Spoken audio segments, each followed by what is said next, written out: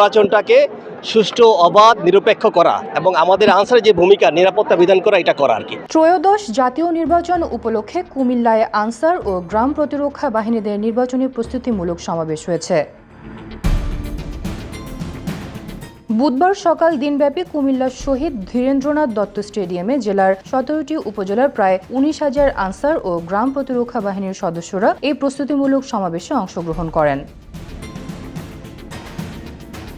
সমাবেশে নির্বাচনের ভোটারদের সহায়তা, ভোট কেন্দ্রের শৃঙ্খলা রক্ষা এবং সুষ্ঠু ভোট গ্রহণ নিশ্চিত করতে আনসার ও ভিডিপি সদস্যদের প্রয়োজনীয় প্রশিক্ষণ ও দিক নির্দেশনা দেন আনসার ও গ্রাম প্রতিরক্ষা বাহিনীর অতিরিক্ত মহাপরিচালক ব্রিগেডিয়ার জেনারেল মামুনুর রশিদ। প্রধান অতিথির বক্তব্যে তিনি বলেন, ফ্যান্টাস্টিক প্রস্তুতি আপনারা দেখতে পাচ্ছেন যে মানুষের ঢল। এটা আমাদের আনসার, বিডিবি এবং বাংলাদেশের হিস্ট্রিতে হয় নাই যে এরকম সমাবেশ করা। আমরা হাজিরা প্যারেড বলি, যেটা বলে এই হাজিরা প্যারেডের একটা সমাবেশ করেছি, যেখানে আপনারা দেখতে পাচ্ছেন স্বতঃস্ফূর্ততা দেখতে পাচ্ছেন, ওদের মধ্যে আনন্দটা দেখতে পাচ্ছেন।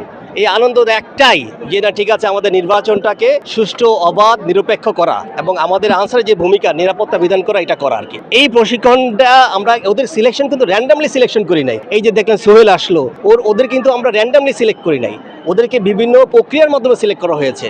ওই যে আমি যেটা বললাম যে ওদেরকে আমরা কিন্তু লাস্ট 1.5 বছর ধরে কাজ করছি, যে যারা সাহসী যারা আছে, যারা এডুকেটেড যারা আছে, ইয়াং তরুণ যারা আছে, তাদেরকে আমরা সিলেক্ট করেছি।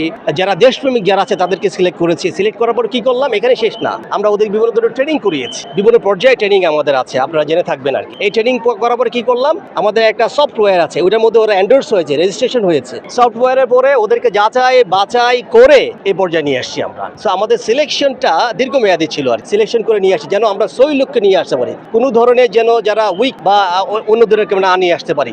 আছে না, অনেক সময় নিয়ে আসলাম কোনো কিছুর মধ্যে নাই, হঠাৎ করে দাঁড়া যায়, বা এই দাঁড়ানো নাই, ওইসব কিছু নাই, বা সই লোক থাকতে হবে এবং যারা ওটা এন্ডোর্স যেন থাকে আমাদের সফটওয়্যার, এইসব লোক যেন নিয়ে আসছে। আপনারা জানেন এইবার আমরা প্রতিটা বুট ক্যাম্প 13 জন করে দিয়েছি। 13 জনের মধ্যে কারা কারা থাকবে, 3 জন থাকবে অস্ত্রধারী।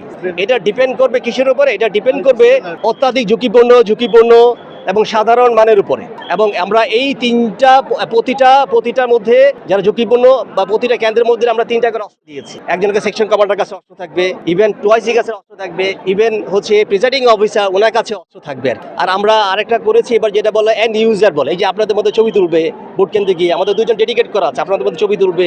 যদি আল্লাহ না করুক পুরো বুট কেন্দ্রে অসুবিধা হয়, ছবি তুলে ওটা পোস্ট করে দিবে। আমাদের একটা অ্যাপস আছে, সুরক্ষা অ্যাপস, ওটার মধ্যে করে পোস্ট করে দিলে কি হবে, এইটার কাউন্টারে আমাদের স্ট্রাইকিং ফোর্স আছে, ওদেরকে বলা হয় রেসপন্ডার। এই যে লোকেশন শেয়ার করা থাকবে, ওই রেসপন্ডার গ্রুপ, স্ট্রাইকিং ফোর্স, ওরা ঝাঁপায় চলে আসবে এই ভোট কেন্দ্রের মধ্যে, আইসা পরিস্থিতি নিয়ন্ত্রণ। আমরা আমাদের মধ্যে বিভিন্ন বাহিনীর মধ্যে কোঅর্ডিনেশন আছে, কোঅপারেশন আছে, যেন সবাই মিলে একসাথে সুন্দর একটা ইলেকশন যেন উপহার দিতে পারি।